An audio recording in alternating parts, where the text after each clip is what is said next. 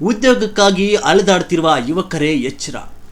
ಬೆಂಗಳೂರು ನಗರದಲ್ಲಿ ಎಂಎನ್ಸಿ ಕಂಪನಿಯಲ್ಲಿ ಕೆಲಸ ಕೊಡಿಸುವುದಾಗಿ ನಂಬಿಸಿ ಸಾವಿರಾರು ನಿರುದ್ಯೋಗಿಗಳಿಗೆ ವಂಚನೆ ಮಾಡ್ತಿದ್ದ ಖತರ್ನಾಕ್ ಗ್ಯಾಂಗ್ನ್ನು ವೈಟ್ಫೀಲ್ಡ್ ಪೊಲೀಸರು ಬಂಧಿಸಿದ್ದಾರೆ.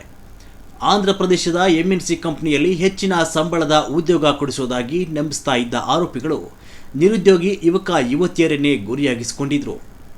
ಒಮ್ಮೆ ಕೆಲಸ ಸಿಕ್ಕರೆ ಪ್ರತಿ ವರ್ಷ ಸಂಬಳ ಹೆಚ್ಚಳವಾಗುತ್ತೆ, ನಿಮ್ಮ ಜೀವನ ಸೆಟಲ್ ಆಗುತ್ತೆ ಅಂತ ನಂಬಿಸಿ ಮೊದಲು ಪರೀಕ್ಷೆ ಬರೀಬೇಕು ಅಂತ ಹೇಳ್ತಿದ್ರಂತೆ.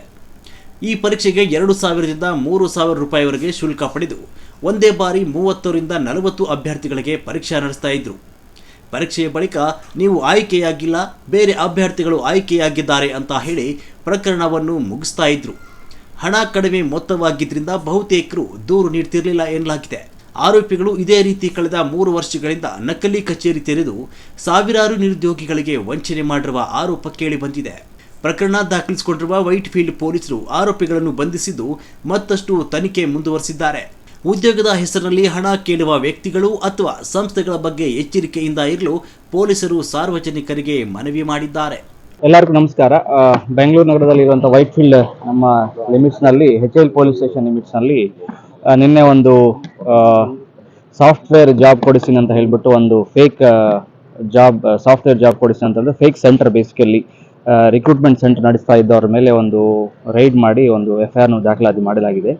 ಇದರಲ್ಲಿ ಏನಂದ್ರೆ HL ಪೊಲೀಸ್ ಸ್ಟೇಷನ್ ನಮ್ಮಲ್ಲಿ ಇರುವಂತಹ ಔಟರ್ ರಿಂಗ್ ರೋಡ್ ಮೇಲೆ ನಿಯರ್ ಮಾರ್ತಹಳ್ಳಿ ಜಂಕ್ಷನ್ ಹತ್ರ ಒಂದು ಕಂಪನಿ ಕಾರ್ಪೊರೇಟ್ ಜಾಬ್ಸ್ ಬೇಕಾ ನಿಮಗೆ, ನಾವು ಅದಕ್ಕೆ ರೆಡಿ ಮಾಡಿಸ್ತೀವಿ, ಇಂಟರ್ವ್ಯೂಗೆ ಪ್ರಿಪೇರ್ ಮಾಡಿಸ್ತೀವಿ, ಮತ್ತೆ ಅದೇ ರೀತಿಯಲ್ಲಿ ಎಕ್ಸಾಮ್ ಕಂಡಕ್ಟ್ ಮಾಡ್ತೀವಿ ಅಂತ ಹೇಳಿ ಅವ್ರ ಕಡೆ ಒಂದು ಫೀಸ್ ಒಂದು 2,000ರಿಂದ 4,000 ಒಂದೊಂದು ಕ್ಯಾಂಡಿಡೇಟ್ ಇಂದ ಫೀಸ್ ತಗೊಂಡು ಮತ್ತೆ ಅವ್ರ ಕಡೆಯಿಂದ ಎಕ್ಸಾಮ್ನು ಬರೀಸು ಮತ್ತೆ ಒಂದು ಅವರೇ ಕಂಪನಿ ಎಂಪ್ಲಾಯೀಸ್ ಇಂಟರ್ವ್ಯೂ ಮಾಡಿದಂಗೆ ಒಂದು ಸಿನಾರಿಯೋನ ಕ್ರಿಯೇಟ್ ಮಾಡಿ ಅದರ ನಂತರ ನಮ್ಮ MNC ಕೆಲವು ದೊಡ್ಡ ದೊಡ್ಡ MNCಗಳಲ್ಲಿ ಜಾಬ್ ಕೊಡಿಸಿವಿ ಅಂತ ಹೇಳಿಬಿಟ್ಟು ಕ್ಯಾಂಡಿಡೇಟ್ಸ್ಗೆ ಮೋಸ ಮಾಡುವಂಥದ್ದು ಕಾರ್ಯಕ್ರಮ, ಅದು ಒಂದು ಬಿಸ್ನೆಸ್ ನಡೀತಾ ಇತ್ತು. ಅದರ ಮೇಲೆ ರೈಡ್ ಮಾಡಿದ್ದೀವಿ. ಈಗಾಗಲೇ ಅವರು ಯಾರು ಕ್ಯಾಂಡಿಡೇಟ್ಸ್ ಅಟೆಂಡ್ ಆಗಿದ್ದಾರೆ ಅವ್ರ ಕಡೆಯಿಂದ ಒಂದು ಕಂಪ್ಲೇಂಟ್ ತಗೊಂಡು FIR ಮಾಡಲಾಗಿದೆ.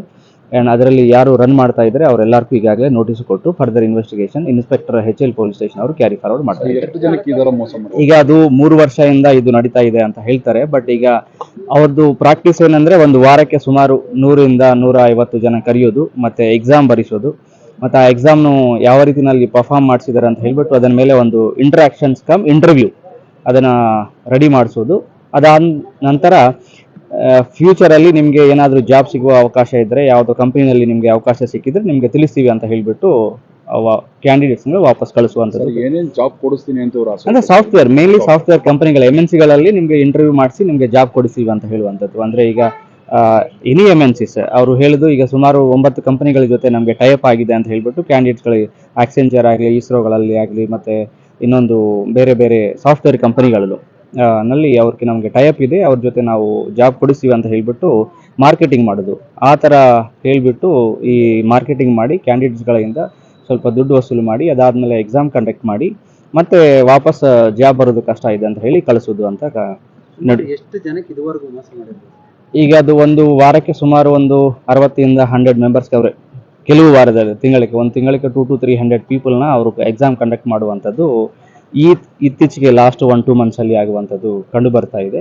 ಈಗ ಡೀಟೇಲ್ ಇನ್ವೆಸ್ಟಿಗೇಷನ್ ಅವರು ಡೇಟಾಬೇಸ್ ಎಲ್ಲ ನಾವು ಹುಡುಕಬೇಕಾಗುತ್ತೆ. ಎಷ್ಟು ಜನ ಕಡೆಯಿಂದ ಪೇಮೆಂಟ್ ತಗೊಂಡಿದ್ದಾನೆ, ಎಷ್ಟು ಕ್ಯಾಂಡಿಡೇಟ್ಸ್ಗಳು ಅವ್ರ ಜೊತೆ ರಿಜಿಸ್ಟ್ರೇಷನ್ ಮಾಡ್ಕೊಂಡಿದ್ದಾರೆ, ಆನ್ಲೈನ್ ಪೇಮೆಂಟ್ಸ್ಗಳು ರಿಜಿಸ್ಟ್ರೇಷನ್ಸ್ ಮಾಡ್ಕೊಂಡಿದ್ದಾರೆ ಅಂತ ವಿಚಾರ ಅದು ಫರ್ದರ್ ಇನ್ವೆಸ್ಟಿಗೇಷನ್ ಅಲ್ಲಿ ಬರುತ್ತೆ.